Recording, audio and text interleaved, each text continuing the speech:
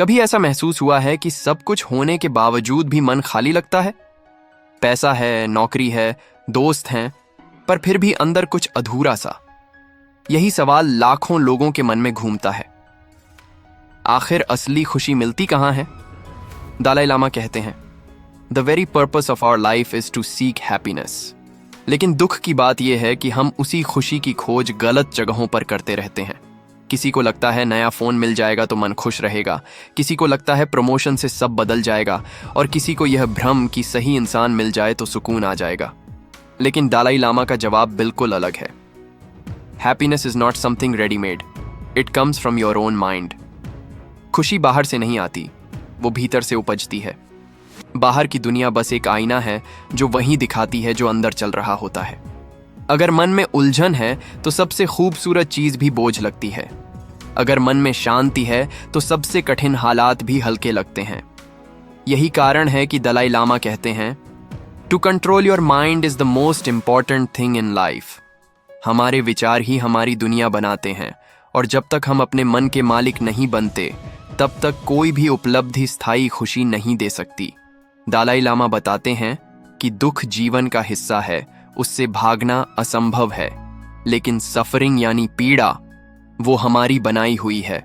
मान लो किसी ने आपको धोखा दिया, दर्द होना स्वाभाविक है, लेकिन अगर आप महीनों तक उसी बात को सोचते रहो, बार बार खुद को वही दृश्य याद दिलाते रहो, तो अब वो दर्द नहीं रहा, अब वो तुम्हारी चयन की हुई पीड़ा है। दलाई लामा का कहना है, pain is inevitable but suffering is optional. यही समझ हमें अंदर से बदल देती है।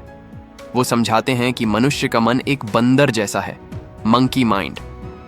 हर पल किसी न किसी विचार की डाल पर झूलता रहता है। एक पल अतीत की चिंता, दूसरे पल भविष्य का डर। यही बेचैनी हमारी सबसे बड़ी दुश्मन है। अगर हम अपने मन को शांत करना सीख जाएं, तो जीवन अपने आप आसान लगने लगता है। और इसके लिए सबसे जरूरी है अवेयरनेस, यानी जागरूकता।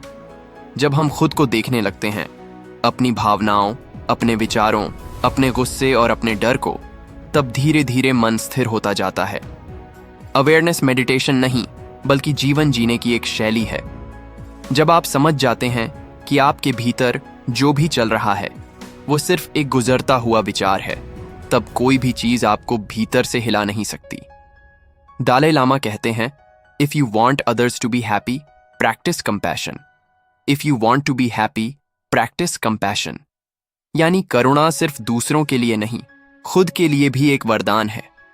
जब आप किसी और के दर्द को समझने की कोशिश करते हैं तो अपने अंदर के दर्द से मुक्ति मिलती है, क्योंकि करुणा हमें जोड़ती है और ईगो हमें तोड़ता है। खुशी कभी किसी उपलब्धि से नहीं आती, वो तब आती है जब आप समझ जाते हैं कि हर इंसान आपकी तरह अधूरा है, हर कोई कुछ खोज रहा है। जब यह समझ भीतर से उतर जाती है, तब शिकायतें कम हो जाती हैं और शांति खुद चलकर आती है। दलाई लामा इस किताब में कहते हैं कि असली खुशी एक मानसिक अनुशासन है। ये रोजाना के छोटे छोटे चुनावों से बनती है। जैसे किसी पर गुस्सा आने पर आप जवाब देने के बजाय चुप रहना चुनें, किसी के दुहक को देखकर एक सच्चा शब्द कह दें, या खुद के प्रति थोड़ा दयालु हो जाए। यही छोटी आदतें धीरे धीरे भीतर की रोशनी को जगाती हैं, और शायद यहीं से किताब का असली सार शुरू होता है। खुशी कोई घटना नहीं, एक अभ्यास है। दलाई लामा कहते हैं, a calm mind brings inner strength and self confidence, that's very important for good health. जब मन शांत होता है तो शरीर भी स्वस्थ रहता है। लेकिन समस्या यह है कि हम हर छोटी बात को इतना बड़ा बना देते हैं कि हमारा मन हमेशा तूफान में फंसा रहता है। किसी ने कुछ कह दिया, दिन भर वही सोचते रहते हैं। किसी ने तारीफ नहीं की, हफ्तों तक मन खट्टा रहता है, और हम समझते हैं कि ये सब हमारी जिंदगी की समस्याएं हैं, जबकि असल में ये मन के पैटर्न हैं, हमारी अपनी सोच की आदतें। दलाई लामा कहते हैं कि जब तक तुम अपनी भावनाओं को देखना नहीं सीखोगे, तब तक तुम अपने विचारों के गुलाम रहोगे। वो एक बड़ी गहरी बात कहते हैं, we cannot control what happens to us, but we can control how we respond.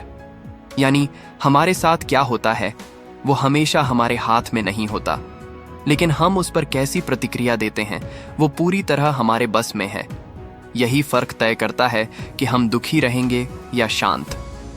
अगर कोई आपको अपमानित करता है तो आप गुस्से में जवाब दे सकते हैं या मुस्कुराकर वहां से हट सकते हैं। पहली स्थिति में आप अपने मन की आग बढ़ाते हैं, दूसरी में आप खुद को आजाद करते हैं। दलाई लामा का कहना है कि फॉरगिवनेस यानी क्षमा कोई कमजोरी नहीं बल्कि आत्मबल की निशानी है। वो कहते हैं, When you forgive, you heal. When you let go, you grow. किसी को माफ करना मतलब उसके कर्म को सही ठहराना नहीं, बल्कि खुद को उस जहर से मुक्त करना है जो गुस्सा हमारे अंदर भर देता है। जितनी बार हम बदले की भावना पालते हैं, उतनी बार हम अपनी ही आत्मा को बांध लेते हैं, और जब हम छोड़ना सीखते हैं तो हल्के हो जाते हैं, जैसे कोई पत्थर दिल से उतर गया हो। दलाई लामा कंपैशन यानी करुणा को खुशी की जड़ मानते हैं। वो कहते हैं कि अगर इंसान सिर्फ अपने फायदे के बारे में सोचता है तो उसका मन हमेशा असंतुष्ट रहता है, लेकिन जब वह दूसरों की भलाई चाहता है तो उसका हृदय विस्तार पाता है। ये बात सुनने में साधारण लगती है, लेकिन जब आप इसे जीना शुरू करते हैं, जैसे किसी गरीब बच्चे को एक मुस्कान देना, किसी बुजुर्ग का हाल पूछ लेना, किसी दुखी को ध्यान से सुन लेना, तो एक अद्भुत शांति भीतर उतरती है। दलाई लामा कहते हैं, if you want others to be happy, practice compassion. If you want to be happy, practice compassion, यानी देने में ही असली लेने का सुख छिपा है। किताब का एक और गहरा हिस्सा है सेल्फ डिसिप्लिन। दलाई लामा कहते हैं कि खुशी किसी भावनात्मक लहर का नाम नहीं, बल्कि आत्म अनुशासन का परिणाम है। हर दिन, हर पल मन को संभालना पड़ता है। जैसे एक घोड़े को लगाम से संभालते हैं, वैसे ही विचारों को दिशा देनी होती है। कभी मन गुस्से की ओर भागता है, कभी भय की ओर, कभी अहंकार की ओर, और हमें धीरे से उसे वापस खींचना पड़ता है। यही अभ्यास धीरे धीरे मन को मजबूत करता है। कहते हैं, we can never obtain peace in the outer world until we make peace with ourselves. यानी जब तक भीतर शांति नहीं है, तब तक बाहर की कोई चीज हमें सुकून नहीं दे सकती।